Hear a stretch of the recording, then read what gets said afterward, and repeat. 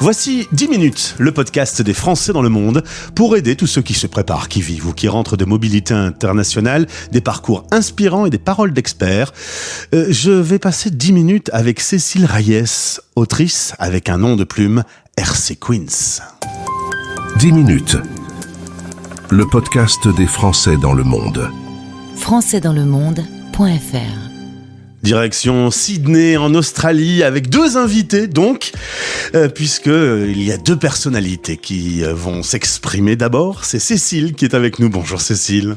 Bonjour Gauthier, et merci pour cette invitation. Écoute, content de te retrouver. Je salue Denis des Alliances Françaises qui nous a mis en relation. Et je suis également avec RC Queens. Bonjour. Bonjour Gauthier. Là, c'est l'autrice qui vient de sortir un livre en autopublication sur Amazon, Les enquêtes du Emerald Club. Cécile, on va commencer par le début. On revient à Toulouse.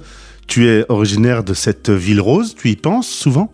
Oui, j'y pense souvent. Il y a, malgré 16 ans que j'ai passé en Australie, il y a toujours des choses de Toulouse qui me manquent. Les petites librairies, les marchés, les copains que j'ai laissés là-bas aussi. Ils sont loin, hein, l'Australie et Toulouse, ça fait un petit peu de kilomètres. Ça fait 3 avions. Ah oui, carrément, faut plus d'une journée pour revenir en France. Oui, il faut plus d'une journée. Alors tu fais tes études d'infirmière à Castres, ça va être pratique, puisque lorsque tu arrives en Australie, tu peux pas faire infirmière. Non, je peux pas faire infirmière. Du coup, je commence les 2 premières années à travailler dans une chocolaterie française. C'est différent. Qui avait ouvert ici. Et pour finir après par intégrer l'Alliance française de Sydney. Alors c'est vrai que cette envie d'Australie va naître lorsque tu rencontres ton futur mari. C'était il y a 16 ans, vous avez décidé de, je te cite, tout claquer. Une envie d'international. Alors là, il faut que tu nous racontes quand même le choix de l'Australie.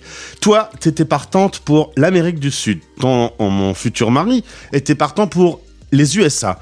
Et donc, vous coupez la poire en deux, comme tu m'as dit. Et je sais pas, quand on coupe une poire en deux, chers auditeurs, et qu'on a l'Amérique du Sud d'un côté et les USA de l'autre, ça tombe sur l'Australie. C'est incroyable. Tout à fait. Un choix un petit peu intéressant. Puisque, donc du coup, on a fait un petit tableau, chacun avec les pays où on voulait aller. On n'en trouvait aucun en commun. Donc, on a fini un petit peu à mettre le doigt sur la carte, un peu par hasard, et on s'est dit l'Australie, ni l'un ni l'autre on y a pensé. Ce n'était pas encore à l'époque un pays aussi couru qu'aujourd'hui, donc on s'est un petit peu lancé vers l'inconnu. Alors c'est vrai qu'aujourd'hui on a Internet, on a toutes les réponses facilement aux questions qu'on se pose. Il y a 16 ans, c'est pas tout à fait le cas. Tu sais que c'est une île et tu sais que c'est anglo-saxon, donc ça te suffit ça répond à tes critères. Mais après concrètement, on part vers l'inconnu. Complètement. On est arrivé, on avait 25 kilos de bagages chacun et 3 jours de réservation de backpack et on savait pas ce qu'on allait faire. Incroyable. Vraiment pas du tout.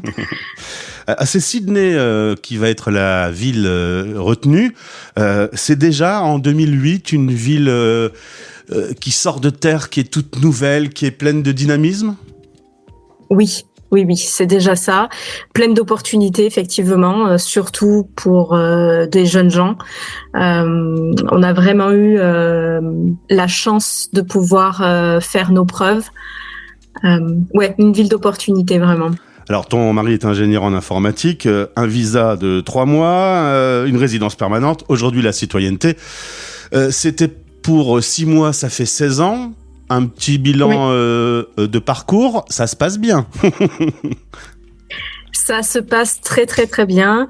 Au début, j'étais pas forcément très enchantée de venir aussi loin, et j'ai complètement changé d'avis. Vivre au bord de l'océan, enfin les Australiens ont un rapport à la nature qui est assez différent de ce qu'on peut connaître en France, et la vie à l'extérieur est beaucoup plus prisée. Donc voilà, pour moi c'est un luxe tous les jours de pouvoir aller me promener à la plage. Petite question juste sur la traversée de la pandémie. Le pays avait fait des choix de fermeture totale des frontières. T'as eu un petit traumatisme à ce moment-là en se disant mon Dieu, on me coupe de la France, on me coupe de ma famille et de mes amis? Pas du tout. Du coup, alors malheureusement ou pas, mais en tant qu'ancienne étudiante infirmière, j'ai plutôt réagi en professionnelle de santé où effectivement c'était pas le moment de bouger. J'ai la chance de pas avoir eu de problème qui ait fait que j'aurais aimé repartir. Donc j'ai pas du tout souffert de ça personnellement. J'ai compris les choix qui ont été faits quand ils ont été faits. Voilà. Après, je comprends aussi toutes les personnes qui en ont souffert. Ouais. D'être coupé pendant 2 ans, ça quand même relativement long. J'ai compris au début. Après, effectivement, 2 ans, c'est quand même relativement très long. Alors, on a dit, tu laisses ton métier d'infirmière en France puisqu'il n'y a pas d'équivalence, tu ne peux pas pratiquer. Chocolaterie, Alliance française.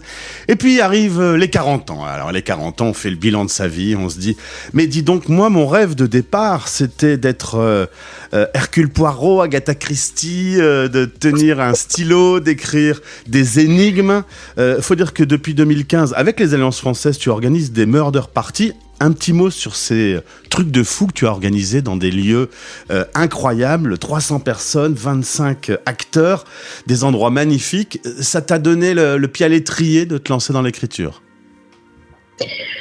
Complètement, puisque quand on écrit des pièces de théâtre immersives, comme ça a été le cas, on a tout de suite le retour des spectateurs, on l'a en live, et ça m'a donné la confiance de me lancer dans l'écriture. Ouais. Résultat, maintenant, j'arrête de parler avec Cécile, je parle avec RC Queens. Une petite explication sur ton nom de plume? Alors, ce sont mes initiales et mon nom de famille qui a été traduit et féminisé. Alors, du coup, tu viens de sortir un livre, Les enquêtes du Emerald Club, un livre en autopublication que l'on trouve sur Amazon. Le lien est dans ce podcast. Un livre dans lequel l'héroïne est sourde. Un petit mot d'explication, je pense que c'est pas par hasard. Non, c'est pas par hasard, effectivement. Donc voilà, il y a 1 an et demi, quand j'ai commencé l'idée de ce roman, je suis devenue la marraine d'une petite fille qui est née sourde, profonde et qui a été appareillée Cocheller quelques mois plus tard. Et donc j'ai eu envie, en tant que marraine, de lui offrir un personnage qui lui ressemble, puisque la surdité touche, enfin pas la surdité, mais la déficience auditive touche 11% de la population française, et c'est un handicap invisible qui est très peu représenté dans la littérature, et du coup j'ai vraiment eu envie de lui offrir un personnage qui lui ressemble. Alors tu vas partir du Working Holiday Visa, on en parle souvent sur cette antenne, un dispositif pour les plus jeunes pour pouvoir partir travailler et découvrir le monde.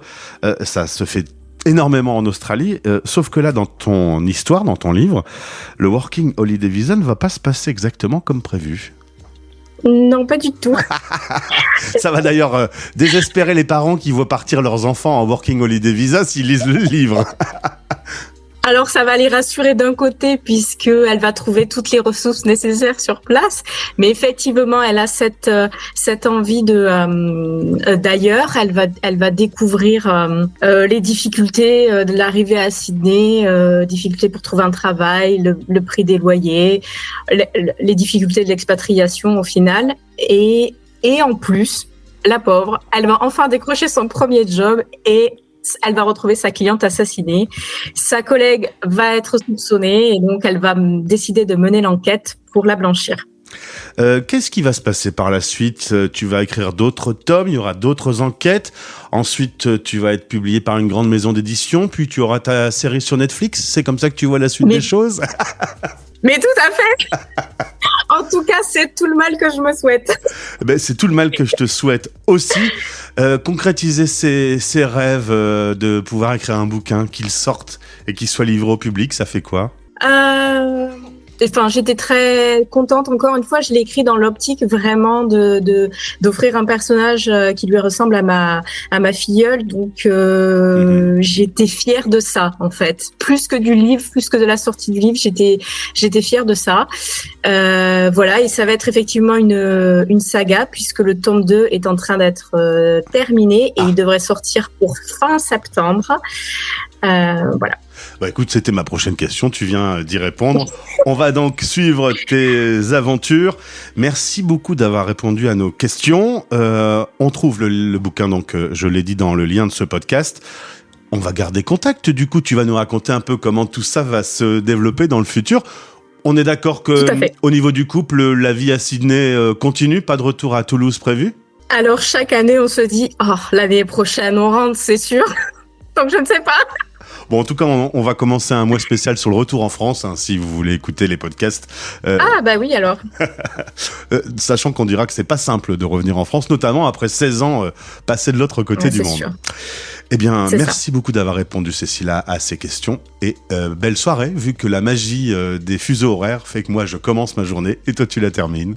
Tout à fait. Merci beaucoup, Gauthier, pour cette invitation et m'avoir permis de parler de ce projet. Français dans le